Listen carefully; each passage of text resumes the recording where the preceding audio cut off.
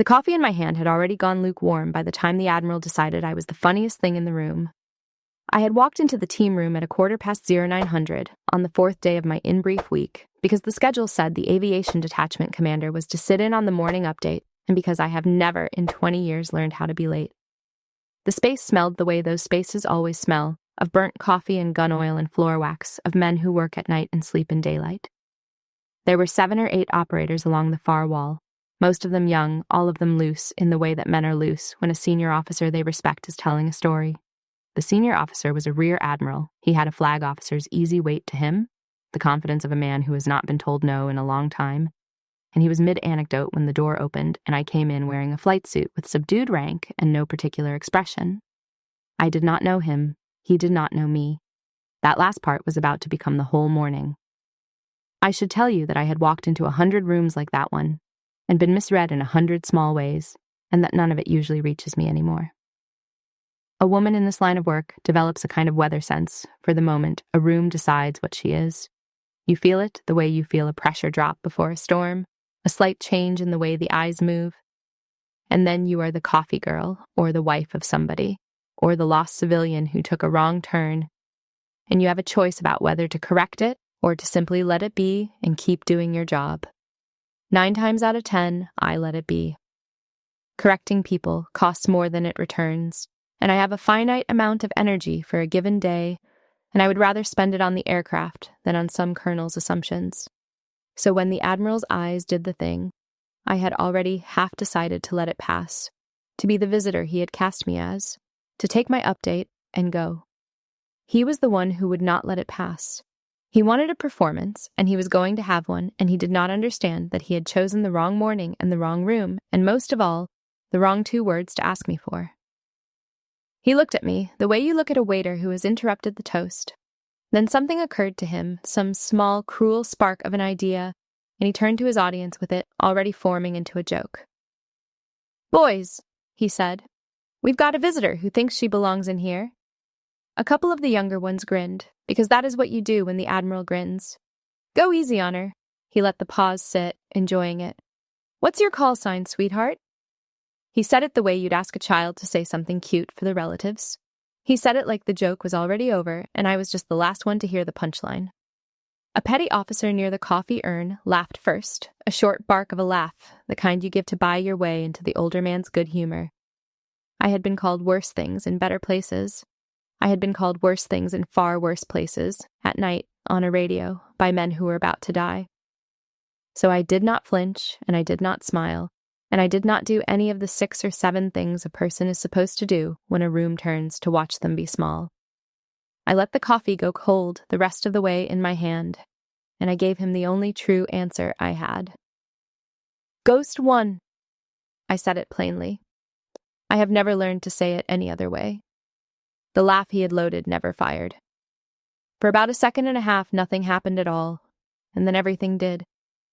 There was a man against the far wall, a big one, a senior chief with gray coming in at the temples and 11 years written into the lines around his eyes, and his face changed before anyone else in the room understood there was anything to change about. Somewhere behind the Admiral, a chair leg scraped the floor. Then another. The petty officer, who had laughed first, was not laughing anymore. The room I was not supposed to belong in was standing up, 1 man at a time, and the Admiral was turning his head to see why, and the smile was already gone from his face. He did not know yet what he had put his boot on. I did. I have been carrying it for 11 years. Let me pull back from the frozen room for a moment, because if I only give you the silence, you will think it was about the silence, and it was not. People believe a call sign is a nickname. They picture pilots slapping each other on the back and inventing something clever, and sometimes it is exactly that harmless. But a call sign is a receipt. It is the thing the aviation community writes on you when you have done something the community will not forget, good or bad, and then it is the thing they say instead of your name for the rest of your career. Mine says what I did and what it cost. I do not get to hand it back, and I do not get to choose when a stranger asks me to say it out loud in a room full of people who have said it at funerals. I am 42 years old. I have been in the Army for 20 of those years, and I have been an aviator for 15. And I have belonged to the 160th Special Operations Aviation Regiment, the Night Stalkers, for most of that time. I fly the MH-60, or I did, and then I could not, and then I fought a return to flyboard for the better part of a year until I could, again. If you know anything about that regiment, you know that we do not talk about ourselves, and that the men and women in it are the kind who volunteer twice for things most people would not volunteer for once. I am not going to pretend I am ordinary. But I am also not the legend that the standing room implied, and I have spent a long time learning to live in the gap between those two things.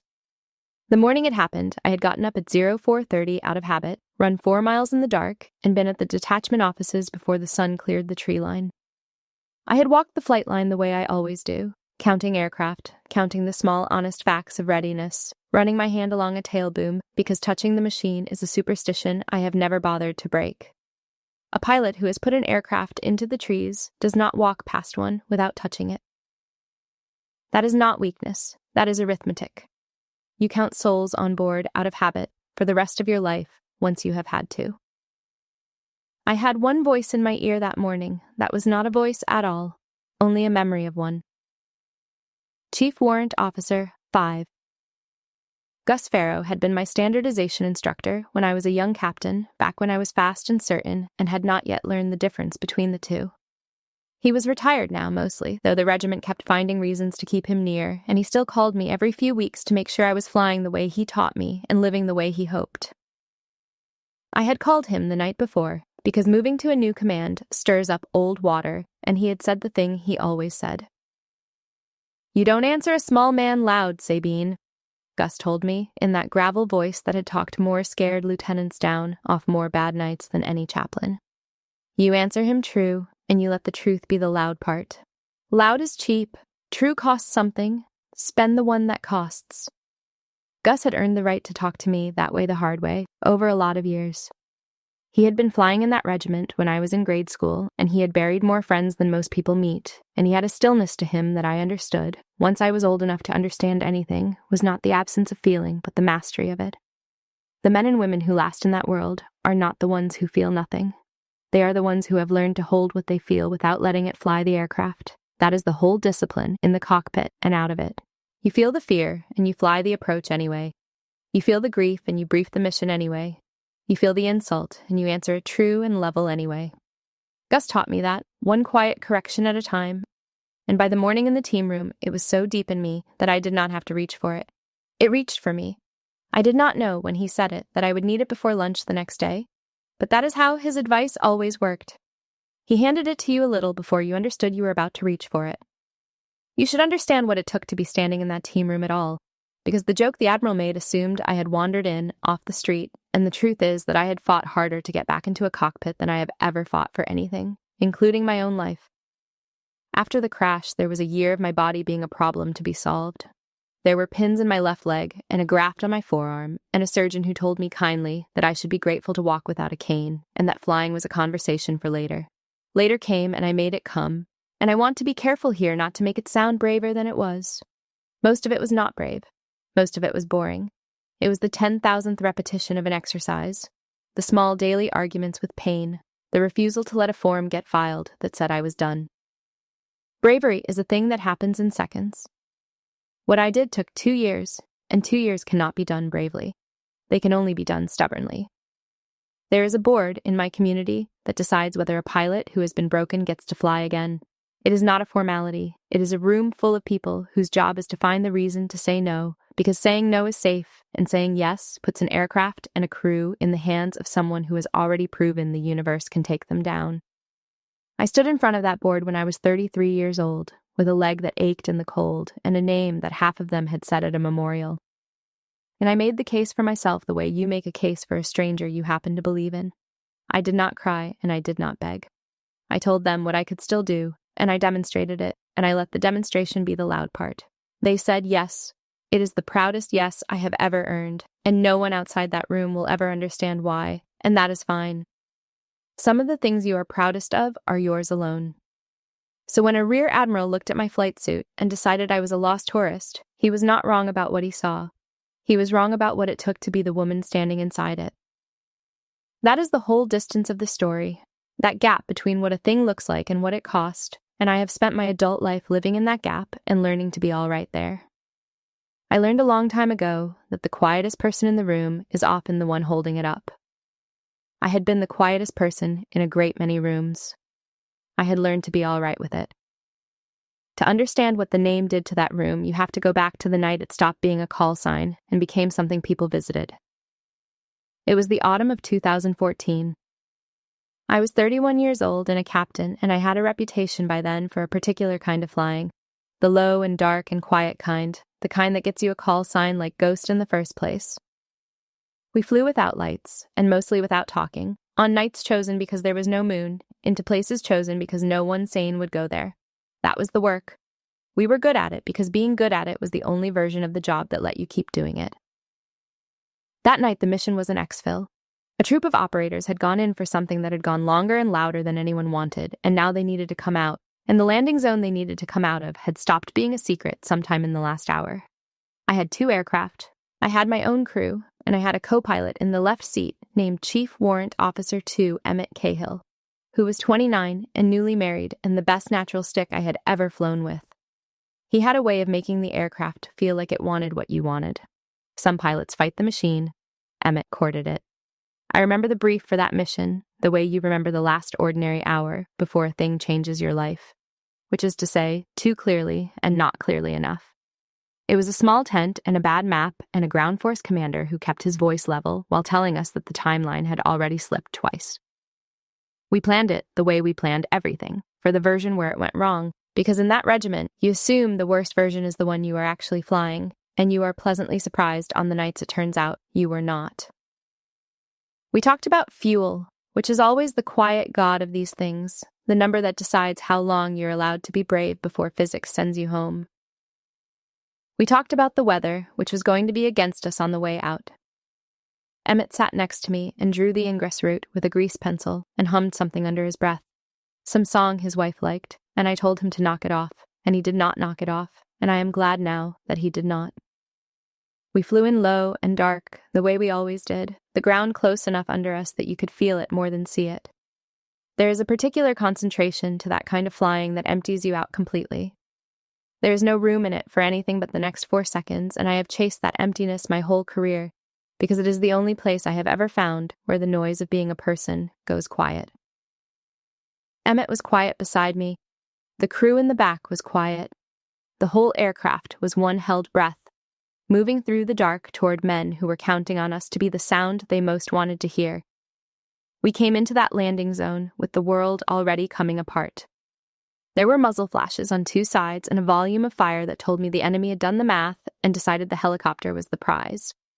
We put down anyway because the men on the ground did not have another way home, and we took on the troop and 2 casualties, and for about 90 seconds it looked like we were going to steal it clean. We did not steal it clean. The hit came as we pulled pitch. I felt it before I understood it. A shudder that went up through the airframe and into my hands, and then the tail rotor stopped being a suggestion and became a rumor. There is a sound an aircraft makes when it has been mortally wounded that I will not try to reproduce for you, because the page cannot hold it, and because I do not like to call it up. I will say only that your body knows it before your mind does.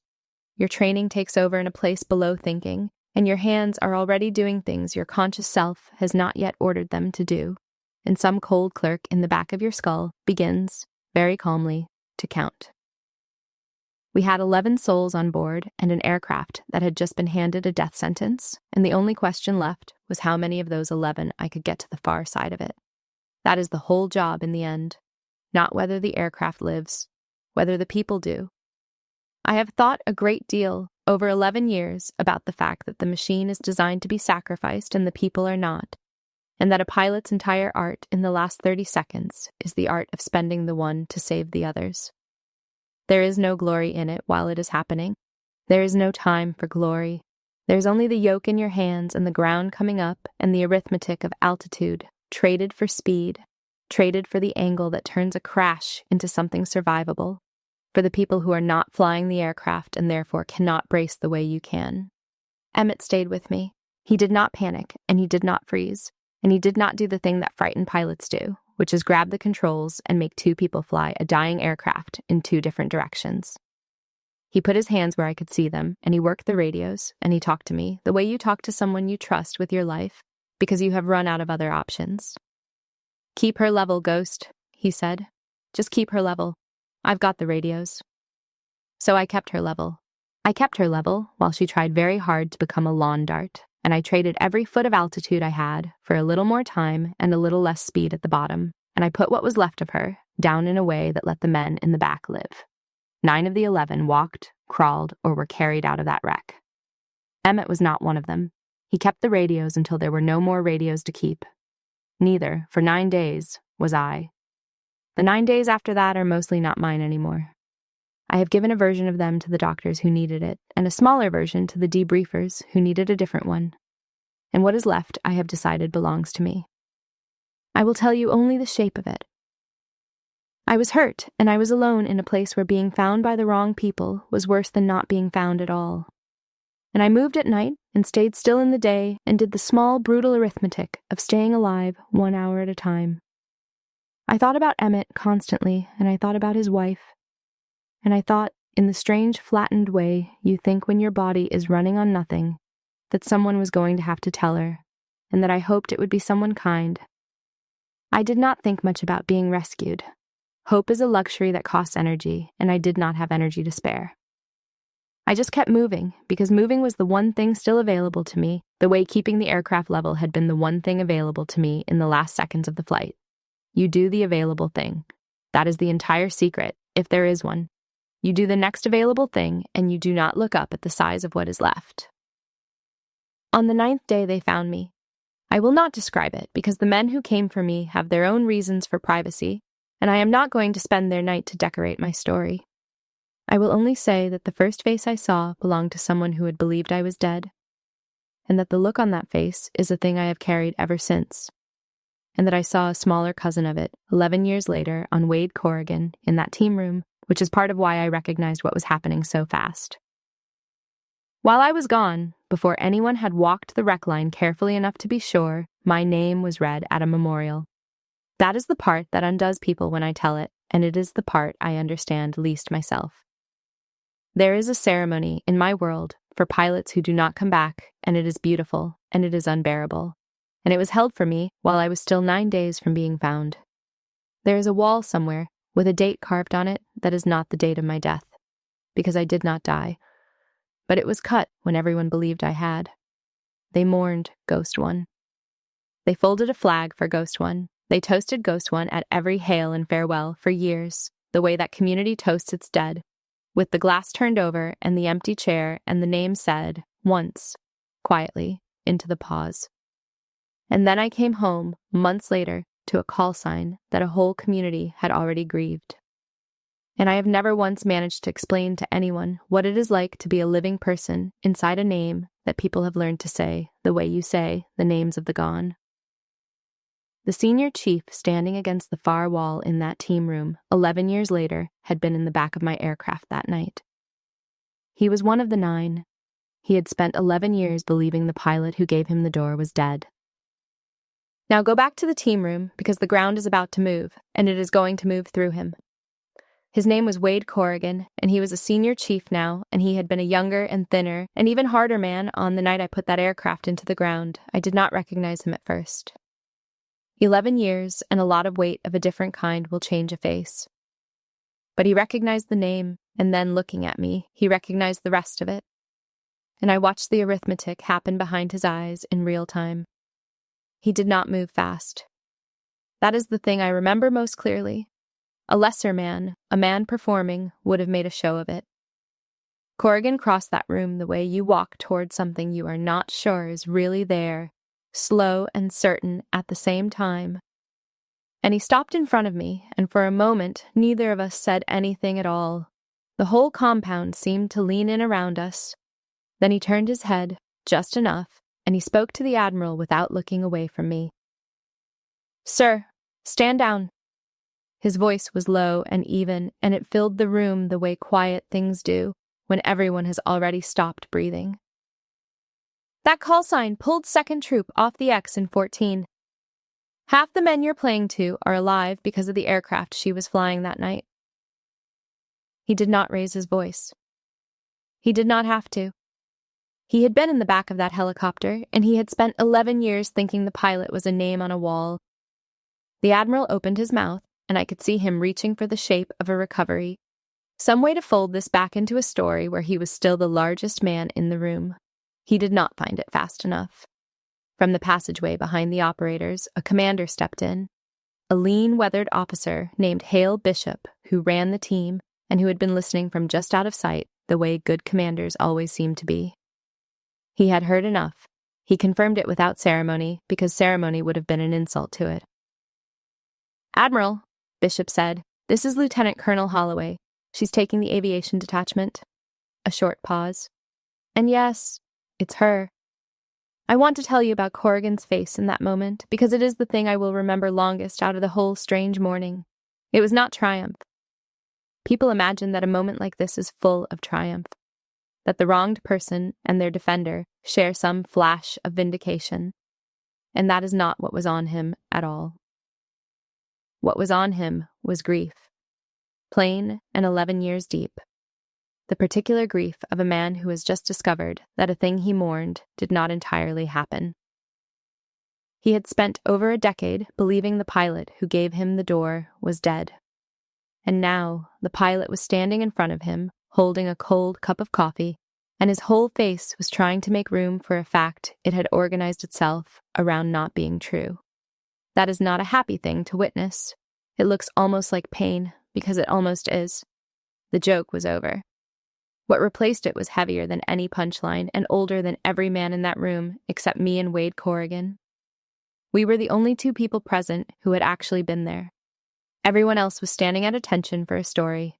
He and I were standing in the story itself, and it had a body in it that neither of us was ever going to get back. Here is the part that people do not expect when they imagine a moment like this, the part the internet gets wrong when it makes these things into little revenge fantasies. The pressure did not lift when the room turned. It turned inward, and it turned on me. Because now everyone wanted something from the moment, and they all wanted a different thing, and they all wanted it from me. The Admiral wanted a way out that cost him nothing, a quick, generous laugh at his own expense that I could grant him so we could all move on. The young operators wanted the legend confirmed, wanted me to be exactly as large as the silence had just made me, because it is easier to have knelt at a wall for a giant than for a person. And the ones who had been there, the 2 or 3 graying men who had walked out of that wreck, wanted something they could not even name, wanted to say a thing to the pilot they had buried and did not know how, and stood there with it stuck in their throats. I did not want to be any of the things they needed me to be. I did not want to be the wronged woman, collecting an apology like a debt. I did not want to be the myth, lit up and carried around the room. I wanted, more than anything, to be left alone with the plain fact of it, which is that I was a tired lieutenant colonel with a new command and a lot of paperwork and a dead friend I still wrote letters to, and none of that fit in a moment that badly wanted to be a movie. The Admiral tried first. He came at it sideways, the way men like him do. "Colonel, Obviously, I didn't." He stopped, started again. "You understand how it looked? A flight suit? No. I didn't have the context. You understand." He wanted me to tell him it was fine. He wanted absolution, right there, in front of the men he had been performing for, so that the performance could be salvaged. And I understood the pull of it, the social gravity that wanted me to smile and wave a hand and say, "Of course, no harm done," because that is what makes a room comfortable again. But it was not fine, and I was not going to spend Emmett Cahill's name buying this man's comfort. That name has a price. I have paid it in installments for 11 years. It was not on sale that morning to make an admiral feel less foolish. Off to the side, the petty officer who had laughed first, a young man I would later learn was named Miles Ordway, could not look at me. He had gone a particular shade of pale that I recognized, the color of a person who has just understood that the joke he laughed at was not a joke at all, but a headstone.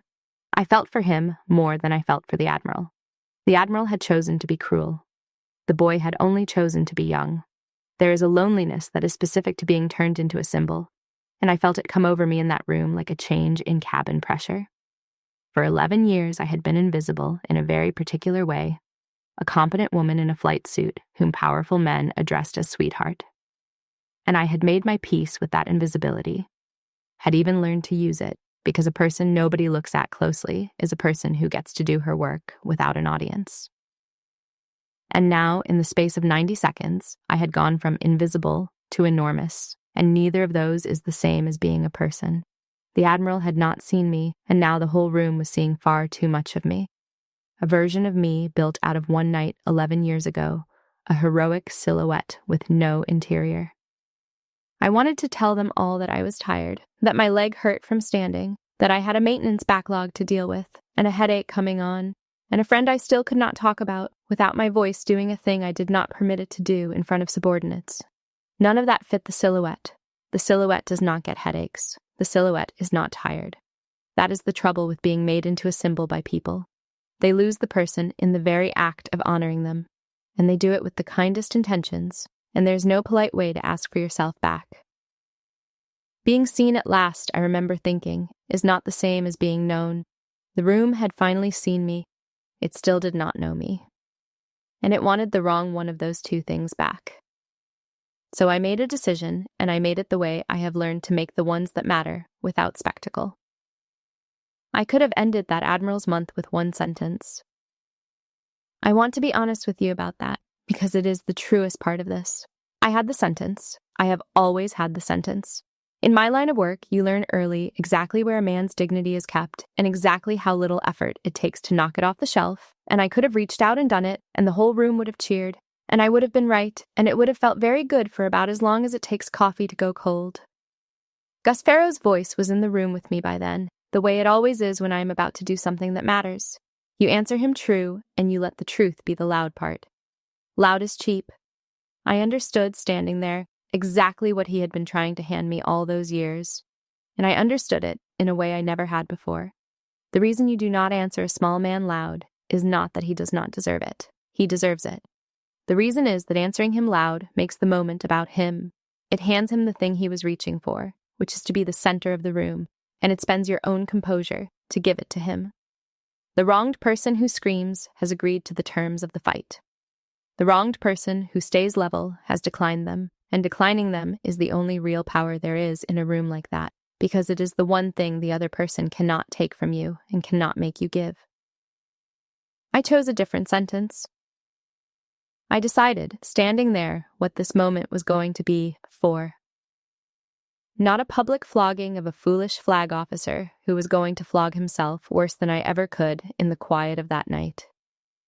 Not a myth lighting where I let them turn me into the giant they needed and walked out 10 feet tall and completely alone.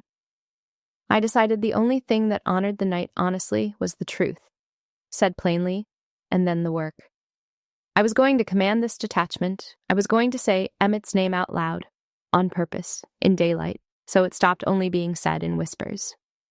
And I was going to let the Admiral keep his dignity, because taking it would have spent something I was not willing to spend, and because a man who has just learned what he did will punish himself with more patience and less mercy than I ever could. I set the coffee down on the nearest table. It had been cold for a while. I looked at the room, at the standing men and the pale boy and the Admiral suspended in the worst 30 seconds of his year, and I said the only order that fit. At ease, all of you. I let it settle. I'm not a ghost. I'm your detachment commander, and we have a brief to run. The hardest order I gave that morning was the one I gave myself, and it was to let the easy win go by. The truth came out anyway, the way it does, but it came out as the room's grief and not as my triumph. And that is the only version of it I could have lived with. It was Corrigan who told them.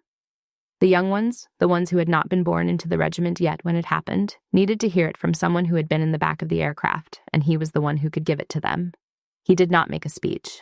Operators do not make speeches. He gave them the short version, in the flat language men use for the things that are too big for any other kind. We were 19 minutes from black that night, he said to the room, though he was really saying it to the young ones. Fuel, weather, all of it. 19 minutes in a landing zone that was fully compromised. She came in anyway, took 11 of us out under fire, put us on the door, and when the aircraft got hit, she held it together with both hands, long enough that 9 of us walked away from a thing nobody walks away from. He paused, and the pause had 11 years in it. Chief Cahill worked the radios till the end. He didn't make it. Neither did we think she had. You've been drinking to Ghost One at every hail and farewell for 11 years. She's standing right there. I watched the arithmetic land on the young ones, the same arithmetic I had watched land on Corrigan a few minutes before, only slower because they had further to travel to get to it. The name on their toasts had a face now. The face had been standing in the room they had been told to laugh at. You could see the moment each of them arrived at the bottom of that, and it was not a comfortable thing to watch, and I did not enjoy it, whatever the internet would want me to tell you. You have to understand what a call sign like that means to men like these. In that community, the toast to the fallen is not a formality. It is a sacrament. They turn a glass over, and they leave a chair, and they say the name into the silence. And every man in the room has said it, and saying it is how they keep faith with the people who did not come home. For 11 years, these men and the men before them had been keeping faith with Ghost One that way. They had made me part of the most solemn thing they do. And then a comfortable man in a nice uniform had turned that same name into a punchline, and they had laughed because he was an admiral, and laughing was easy. And now they were all standing in the wreckage of having laughed at their own sacrament. That is a heavy thing to hand a young man before lunch. I did not hand it to them lightly, and I did not hand it to them to watch them squirm. I handed it to them because it was true, and because a thing that important should be carried by more than 2 people, and because the only way to give the young ones a share of the keeping of the name was to give them a share of the weight of it first. The Admiral came apart quietly, which is the only mercy in it. There was no shouting and no scene. There was just the color leaving his face, and a man in his 50s understanding all at once that he had stood in a team room and mocked a call sign that half the men he was performing for had said over a folded flag. He had knelt, metaphorically, at the same wall they had knelt at. He had just done it without knowing whose wall it was, and now he knew, and knowing was going to be its own long sentence. One of the older operators, a man I did not know, a chief with a face like weathered rope, had been standing very still through all of it, and when Corrigan finished, he did a small thing that I have thought about many times since. He took his cover off. We were indoors, and there was no reason to, and it was not a salute, and it was not required by any custom I know. He just took it off and held it against his chest for a moment, the way men do at a graveside, and then he put it back on. It took 3 seconds. Nobody remarked on it. But I knew what it was. It was a man who had said my name over a folded flag, discovering that the person was alive, and not knowing what to do with his hands, and finding the only gesture that fit, which was the gesture you make for the dead, offered now to the living because there is no separate gesture for a thing this strange. I nearly came apart at that. I did not, but I nearly did, and if you had been watching my face closely, you would have seen the cost of not doing. The gap between how I had been seen and who I actually was closed, right there, in front of everyone. And no one clapped. It was not that kind of truth. Nobody claps for that kind of truth. They just get quiet, and they carry it out of the room with them, and it changes the temperature of a place for a long time after. The aftermath moved through the people the way water moves through a compartment, finding the low places, filling them.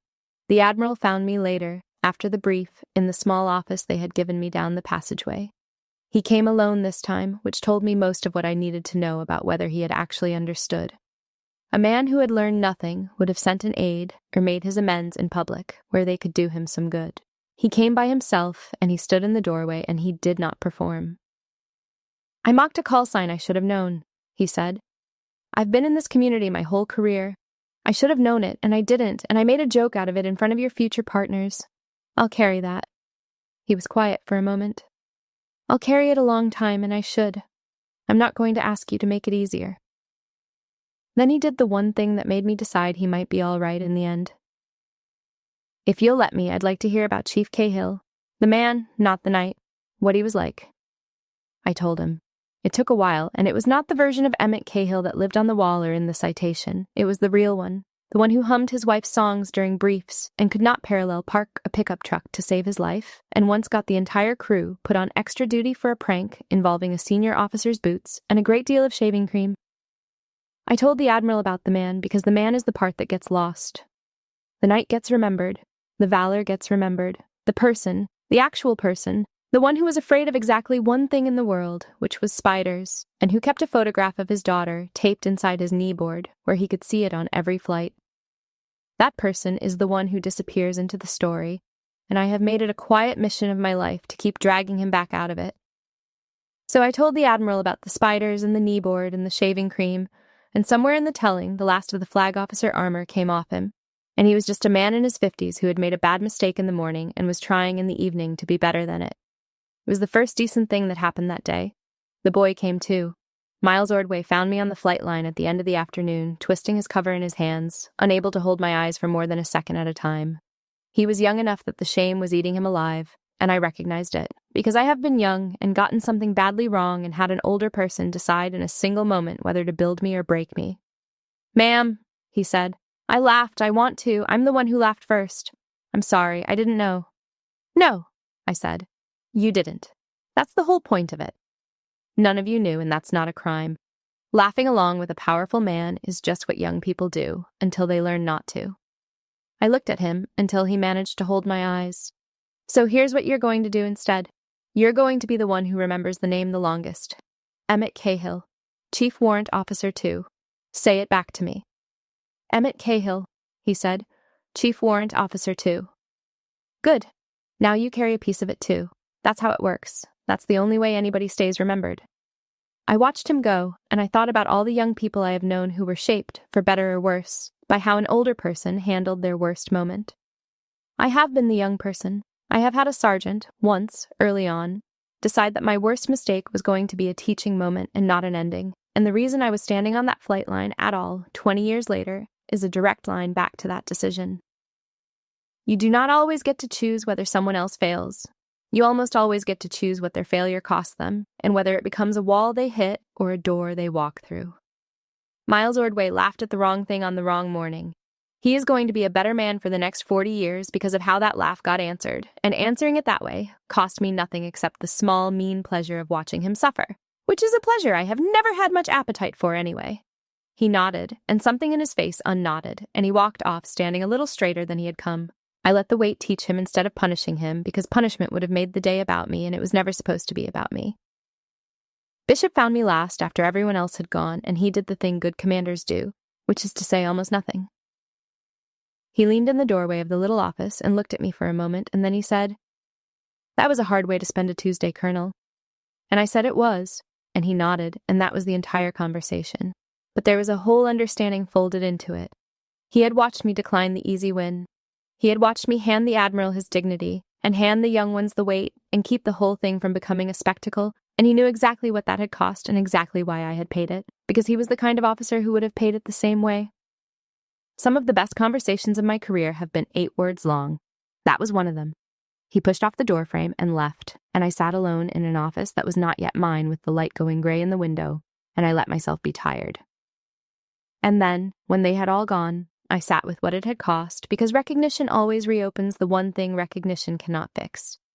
Here's what nobody tells you about being finally, fully seen after years of being overlooked. It does not fill the hole. It stands at the edge of the hole and points at it.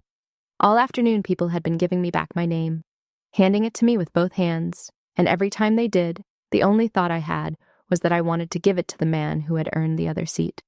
They gave me back Ghost One. I wanted to give it to Emmett, and you cannot give a call sign to the dead. You can only carry it and let it be heavy.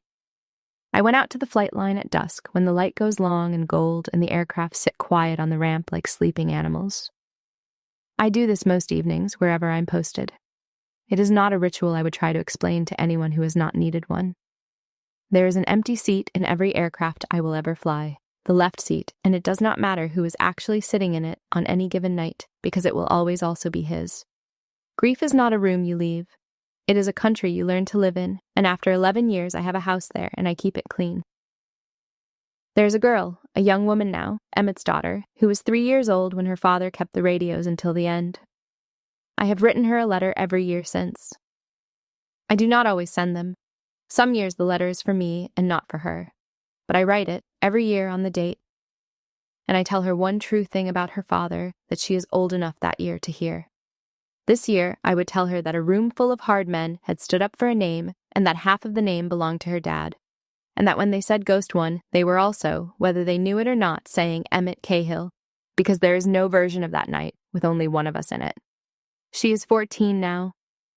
Last year, for the first time, I sent the letter instead of keeping it, because she is old enough now to want the truth more than she wants to be protected from it, and because a girl deserves to know that her father was not only a name on a wall, but a man who hummed her mother's songs and taped her picture where he could see it on every flight. I do not know what she did with the letter. I did not ask. Some gifts you give without watching to see how they land, because watching would make them about you, and this one was never going to be about me. I only know that somewhere there is a 14-year-old girl who has, in my handwriting, one more true thing about her father than she had the year before. That is the entire ledger of what I can still do for Emmett Cahill. One true thing a year handed forward to the person who lost the most and understood the least of why. It is not enough, nothing would be enough, but it is not nothing, and I have learned to live in the country between those two facts, the same country I learned to live in when they carved my name on a wall by mistake.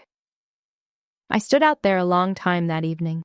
The ground crews finished their work and drifted off to chow, and the ramp emptied, and the aircraft ticked and cooled in the last of the light. I thought about the strange economy of the day, how a room had tried to give me something and had, without meaning to, taken something too, had reopened a grief I keep folded and put away most days. That is the tax on being remembered. People think remembrance is a gift you receive, and it is, but it is also a bill you pay, because you cannot be handed back your name without also being handed back everything the name is attached to. And some of what my name is attached to is a young man in a left seat working the radios until there were no more radios to work. You do not get the good half of the memory without the whole memory. I have made my peace with that too, the way I have made my peace with the leg and the graft and the empty seat. Peace is not the absence of the thing. Peace is carrying the thing without letting it decide how you fly. They gave the name back to me today, I thought, standing on the ramp with the light going, and all I wanted was to give it to the man who earned the other seat. 11 years, and grief still keeps better time than I do. It never forgets the date. It is never late. It is the most reliable thing I own. I have been called a ghost by people who did not know they were half right. Part of me did stay out there. Part of me has been keeping an aircraft level over bad ground for 11 years and will be doing it for 11 more. I took the detachment 2 weeks later, on a gray morning, in the plain and unfussy way those things are done in that community, and the shape of the whole thing settled into something I could live inside. There was a change of command, small, without much of an audience, the way we like it. Corrigan came. He did not have to. A senior chief from the team has no particular reason to attend an aviation detachment's change of command, but he came, and he stood in the back, and when it was done, he found me and put out a hand the size of a dinner plate and said only, "Glad you're not a wall, ma'am." From him, it was an entire eulogy and an entire welcome, folded into 5 words. I have thought about those 5 words many times since. The relationship between the detachment and the team resolved into the thing it should have been from the start, which was not worship and was not a legend, but a partnership. They flew with my aircraft over hard ground, and they trusted the people at the controls, and the trust was cleaner for everyone having stood in the truth together for one bad morning. Commander Bishop said it best a few days after I took command, in the offhand way that the best things get said. "Second troop flies with your detachment now, Colonel," he told me. "We'll be glad to have Ghost One overhead again." He meant it kindly, and he meant it professionally, and he did not know that he had also handed me the exact permission I had needed, which was permission for the name to be a working thing again, instead of only a grieving thing. Ghost One overhead, not on a wall, overhead where she belongs, doing the job. Something shifted in me the first time I flew for that team after taking command. It was a routine profile, nothing dramatic, a training insertion on a clear night, and I brought the aircraft into the zone the way I have brought aircraft into 10,000 zones, and in the back were men from 2nd Troop, and one of them was Wade Corrigan, who did not need to be on a training flight and had found a reason to be. When we lifted, clean and easy, with everyone aboard and the night quiet, I heard him key the internal net just once, just to say 2 words, and the 2 words were, "Thanks, Ghost." That was all. And it was not the frozen team room, and it was not the wall, and it was not a memorial. It was a working aircraft with a working crew and a name doing the job it was made for, and I flew the rest of that profile with my chest tight and my hands perfectly steady, because both of those things can be true at once. And in my experience, they usually are. The Admiral and I stayed in touch, which surprised no one more than me. He turned out to be, underneath the flag officer weight, a man capable of learning something in his 50s, which is rarer than it should be. He never once tried to make what he had done smaller than it was. Every year now on the date, he sends me a short note. It says the same thing every time. It says, I remember whose wall it was. That is all. It is enough. And I did one thing as my first real act in command before the readiness reports and the maintenance backlogs and all the ordinary weight of running a unit. I named a thing after Emmett. A small award given quarterly to the crew that best embodies the thing he did in the left seat that night, which was to stay calm and useful and steady while everything came apart, to keep working the radios until there are no more radios to keep. The Cahill Award. It is not much. It will never be much. But now his name is said out loud, on purpose, in daylight, 4 times a year, by people who will never know the night behind it and who will carry the name anyway. That is the only kind of forever any of us actually gets. Not a wall, though the wall matters. Not a citation, though the citation is true. The real forever is a living person, years from now. A crew chief, not yet born, hearing the name Cahill read out at a formation, and standing a little straighter for it without knowing exactly why. That is how the dead stay with us. Not in the grand things. In the ordinary ones, said on purpose, again and again, by people who agreed to keep carrying a name they were handed. I did not get the man back. I want to be clear about that, because I do not want you to think this is a story where the ledger balances. It does not balance. It never will. But I got the work, and I got the men he saved, and I got a place to put his name where it would be said on purpose by people who meant it. I stopped needing the room to remember me. I only needed it to remember him, and it will. I want to say something to you directly now, whoever you are, because I think you might be one of the reasons I finally told this. If someone ever makes you the joke in a room you earned, I need you to hear this clearly. You do not owe them your anger. Anger is what they are braced for, and it is cheap, and it turns the moment into a fight you did not start, on ground you did not choose.